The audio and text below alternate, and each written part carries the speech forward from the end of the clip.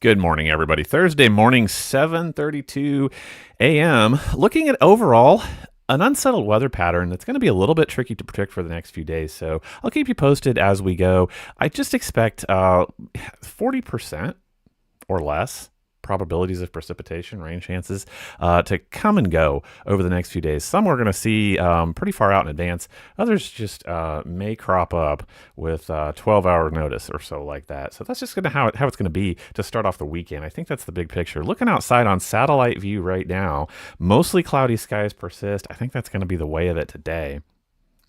Here's our front that's sagging. It's just hanging out. It was dropping some precip over around St. Louis last night. It's just sitting over there mostly like a stationary boundary right now. Let's take a look at precipitation around the region. I'll use composite radar to do this, and you can see that some potential vorticity has sparked a little bit of precipitation over in just headed toward east central Kansas. I think this kind of fades out throughout the day. Other than that, I don't see too much going on. Let's go down here and I'll show you the only thing I do see in the region right now. Just out here north of Wichita, headed toward Emporia, Osage City. These are just some light scattered showers, and I think they're probably going to fade as they approach state lines. So let's look at the big picture forecast coming our way.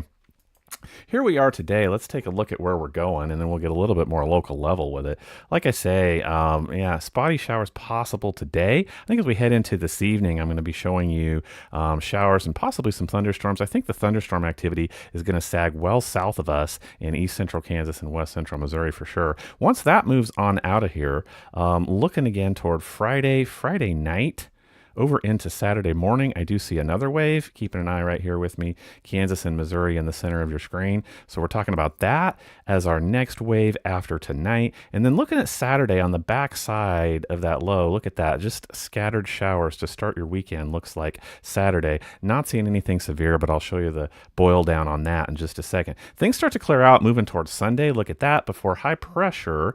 I mean, I think there's spotty precipitation chances for Sunday. Look, we have low pressure to the north winding through. So, I mean, but by and large, I think Sunday just looks dry. And then high pressure finds us for Monday, headed into Tuesday. There it is, with a significant warm-up there as well. Not a huge warm-up yet. We'll see that later in the summer, but I think we are headed for drier times to start off next week. So that's where we are. Severe weather, to answer that question a little bit, look at the outlook for the next few days. This is all going to stay south of us. We have some general thunderstorm chances. Here is today's. We're looking at Kansas. We're looking at the Texas Panhandle and Oklahoma, actually for some supercell production this afternoon and evening. Should stay out of our area. The same thing tomorrow, just a little bit of southern Kansas picking up that 2 out of 5. Looking at Saturday, we do have a few thunderstorms. We are in that marginal risk likely for Saturday. Here's another look at the Friday areas if this concerns you. Looks like the 2 out of 5 picks up Medicine Lodge, Anthony, Arkansas City, Sedan, Coffeyville, and South. Mostly an Oklahoma event for Friday. Looking at Saturday again, here's that 1 out of 5 marginal risk. Picking up east central Kansas at about the Emporia line, moving over through Butler, Nevada, and points further to the east. That's the severe weather situation. How does this play out a little bit more specifically? Looking for the next few hours, let's go through it this way. So here's our showers that move through today. Like I say, I think they start to fade.